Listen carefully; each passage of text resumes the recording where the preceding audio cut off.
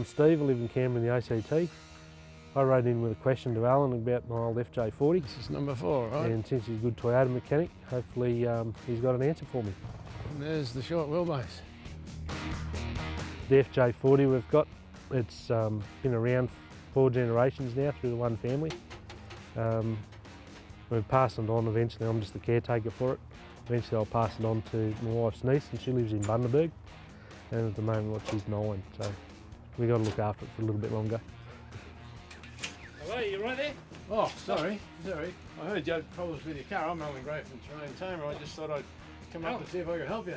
See, if we can't actually get it fixed, then the vehicle will have to come off the road because it'll be almost non-drivable legally. You'll be Stephen.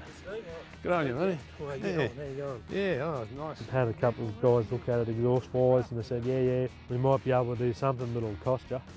And that's the usual comment as soon as they see the winch on it.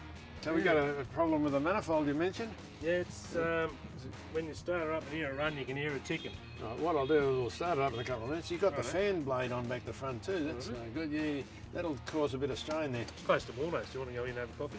Yeah, we'll do. Yeah, thanks. Yeah, lead the way. Steve, I read in your entry that you got a problem with the short wheelbase leaking manifold. I had a mechanic had a look and he advised that it looks like it's warped the inlet manifold because it's sucking air on the inside, but it's also got a exhaust leak. Oh boy. So as well, so you can't put a set of headers on it because of the PDO is the problem there. Is normal headers because it's an older one. The pipes on the inside of the chassis rail. To put headers on, I've got to go outside the chassis rail. Is the only sort of solution. Well, I've got a few ideas about your manifold problems. What about we go out and have a look at it? Yeah, it'd be great. Don't want to get into it. Steve, what we're going to do today, we'll get the air cleaner and all that out of the road so as we can actually identify the problem, make sure it is an air leak, not that I doubt you, but we can get whistles and noises from everywhere. So then we'll run a brush full of petrol, which is the sort of thing we do. If it revs up, we'll have an air leak and we'll be able to locate it. You suggested it's down the back of the manifold. That'll be a place to start looking. All right, could you start the motor up? We've got a vacuum leak here, which we'll have to fix.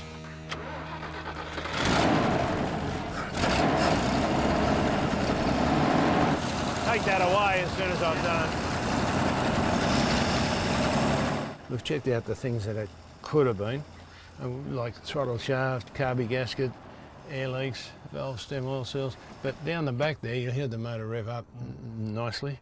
One, because I had my sleeve across here by mistake, so you got to watch that. But yeah, when I put a brush full of petrol there, it revved up. What we're going to do now, we'll pull the manifold, but probably better to get this carburetor out of the road. It's got to come off anyway, and it'll allow us to get at these bolts. They're going to be probably hot and rusty, but we'll have a go at it. Can you pull the earth lead off the battery here? Make sure nothing falls into the hole there, otherwise we're in trouble.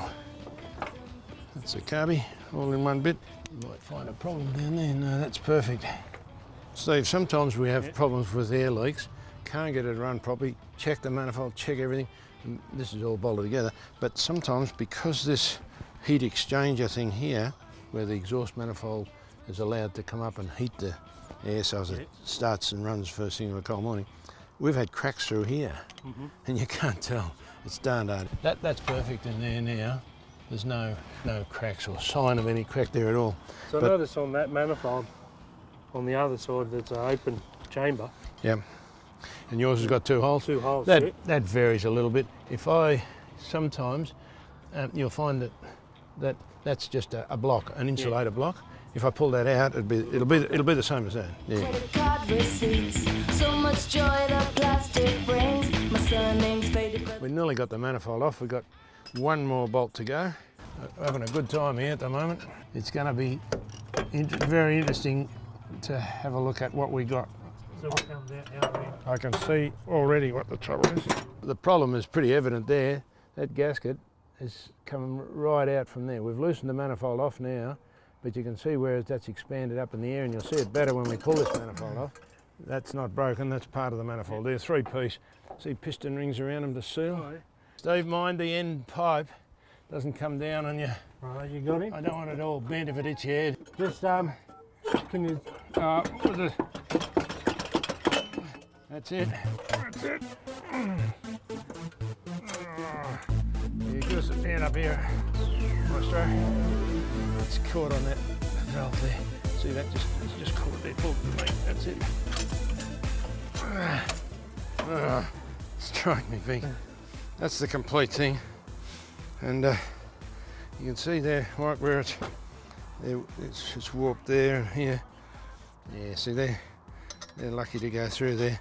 That's the problem with that, the EGR, the New South Wales one. They've got that exhaust gas.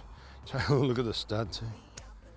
Yeah, anyway, that's the exhaust manifold that's got to go back on. And we'll try and match it with that intake that Tamer sent up. Same part number, 17111611010. And that's still too hot to hold. Steve, have a look down the back here where the exhaust has gone completely. Look, that's all fallen apart.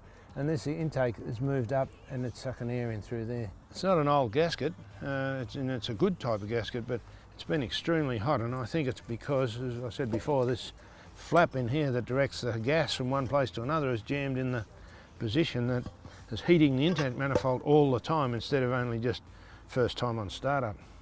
That's the newer gasket, and that fits, that's the same type of gasket as that was, and it should fit here and seal quite nicely all around there, and it should do because it's not warped like a lot of them are warped. And I think probably if we pull it apart and fix that flap in there, make sure that rotates freely, put new gaskets there, and I think we'll put the whole thing back together, but look at it. So the fault we thought we were looking for was actually the manifold itself's gone, which has been causing the leak, and I think spring has killed the manifold. Yeah, I think the manifolds are right except for that heat shield thing, and it's wrecked the gasket. Yep. That's the worst hottest gasket I've ever seen in my life. That looks awful. Oh, my wife's cooking never looks as bad, does it? How are you going with that cylinder head there, Steve? You got it all nice and clean? I want to see if we've got any other problems that we've overlooked, how it actually matches to the cylinder head. And I'll just drop it on without a gasket, and we'll just see what it feels like. That feels perfect. We'll need to machine it. We'll need to machine it just a touch. Steve, what I'm going to do now, because of the jammed up the unit, the deflector in here, we're going to pull this manifold apart. It's got 5 bolts in it. Some of them get awful tight. So when we pull it apart, we'll have a good look inside it. If it only wants those plates, which I've got down from Tamer, I'll put them back in again, grease the bolts, put them back, and then we'll actually have to send it away and get it machined. It's very good, but there is a couple of little places here that need touching up. Touch up, yeah, and that should fix the problem.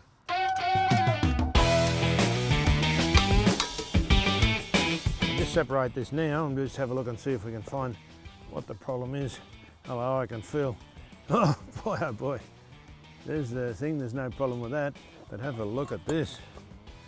That's just the gaskets all falling apart, certainly leaking gas there, and there's our plate.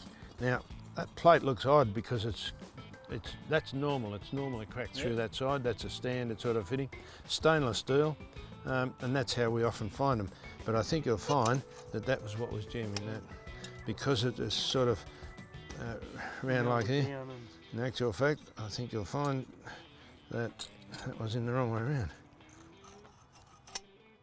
Possible. Yeah. That was in upside down. So the last time we come off, we put it in backwards. And that was hitting that. And you can now, that's real good here, you can see what that plate does. I'll just get rid of this junk here. Of a cold morning, when you start up, this directs that exhaust gas straight up into that there, and warms that up, so as the carburetor vaporizes and away you go. And then when it heats up, it expands that spring, and this weight pulls that down, and in actual fact, what happens, it turns over like that, and the exhaust gas then goes straight out through the hole at the bottom there. So that was jammed because that was upside down. So that's the reason why when it got hot, it wouldn't be running properly, because as the petrol, the vapour goes into there, it would be extremely hot fuel. I've got new gaskets for this, so we can clean that up, and we're ready then to get it machined. Well, we came here today to fix a problem for Steve and his short wheelbase. It's been great today. We found a lot of things. Steve found the effect of it, but we actually found the cause of it. It was in the manifold, and we're going to use his manifold again with some parts that we brought with us from Tamer. We'll bolt it together. Steve can get it machined, and it'll bolt straight on. I'm going to leave the manifold with him just in case he needs something down the track, because they still are very scarce. But it's been a pleasure to work here and with his family and with the vehicle. I love to work on these old vehicles, but it's time to move on and go and help somebody else. It's been really good today. What we found isn't what we thought originally, and Allan's picked up a lot of little things that work's been done on it previous that people have done the wrong way and stuff like that, and pointed it out. So now it's going to help me to actually get it back to being how it should be, mechanically.